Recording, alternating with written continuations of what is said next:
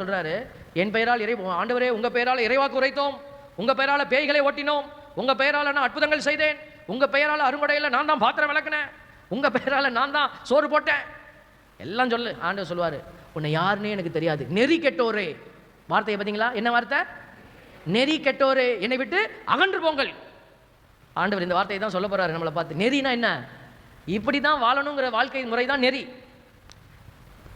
அந்த நெறியை நீங்கள் புரிஞ்சுக்கொள்ளணும். உங்கள் வாழ்க்கைக்குள்ளே என்ன நெறி இருக்கிறது? நம்மளாம் தாத்தா பாட்டியெல்லாம் பார்த்துருக்குறோம். நம்ம வயசான அப்பா அம்மாலாம் இருந்தாங்க, அவங்களாம் படிக்காமல் இருந்தாலும் ஞானத்தோடு இருந்தாங்க, ஒரு நெறிமுறையோடு இருந்தாங்க. இது இப்படி தானா? அப்படி தான் கடவுளுக்கு சொல்லணும், அதை தான் வை அங்கே வை அப்படின்வாங்க.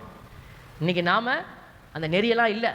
எதை வேணாலும் செய்யலாம், எப்போ வேணாலும் செய்யலாம், எப்படி வேணாலும் செய்யலாம். கடவுளுக்கு போட்டால் கூட முன்னாடிலாம் சொல்லுவாங்க, ஆற்றுல போட்டாலும் அளந்து போடுன்னு. இப்போ ஆண்டவனுக்கு போட்டாலும் அளந்து போடுறோம். பாருங்கள் பிள்ளைகளே, தயவு செய்து இந்த கணக்கெல்லாம் தப்பாக போகுது. எல்லாம் இந்த இங்கிட்ட நிற்கிற வரைக்கும் ரைட்டாக தெரியும், நீ பேசுகிறது எல்லாம் நியாயப்படுத்திக்கலாம். ஆனால் இங்கிட்டே இருந்து அங்கிட்டு போனிச்சுன்னா இது என்ன தெரியுங்களா? இதுதான் பாதை, சாவு இறப்புங்கிற பாதை. இந்த கேட்டு வழியாக உங்கள் ஆன்மா அங்கேருந்து அங்கிட்டு போன பிற்பாடு அந்த கணக்கே வேறு. இங்கே நீங்கள் ஒழுங்காக கணக்கு போட்டிருந்தா தான் இந்த கணக்கு அங்கே போய் சரியாக இருக்கும். நீங்கள் இங்கே தப்பு கணக்கு போட்டுட்டீங்கன்னா இந்த தப்பு கணக்கு அங்கே போகாது, அங்கே எல்லாமே தப்பாக இருக்கும். அதனால தான் நம்ம சொல்கிறோம், அங்கே போய் நீ ஐயோ அம்மானு கத்துனா கூட கேட்காது.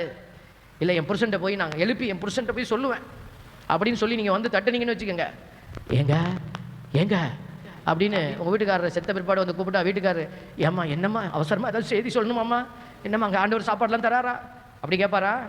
ஐயோ ஐயோன்னு கத்துவார். பிள்ளைங்க முடியாது, என்னப்பா என்னன்னு தெரியல, உங்கள் அம்மா வந்து 2 நாளாக சுற்றி வராடா.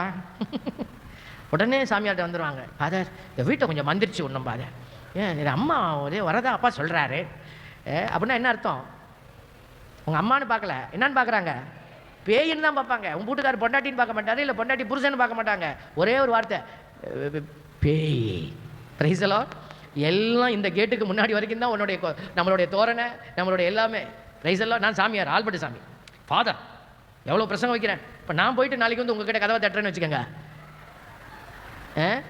பொட்டியில் போட்டு அடக்க மாட்டதெல்லாம் நீங்கள் பார்த்த பிற்பாடு நான் வந்து அக்கா அக்கா நான் தான் ஆல்பர்ட் ஃபாதர் வந்திருக்கிறேன், நீங்கள் என்ன சொன்னீங்க? ஆடப்பாடு பாவி பயில அங்கே தான் வச்சு செஞ்சு அங்கே வந்துட்டான் சொல்லுவீங்களா இல்லையா?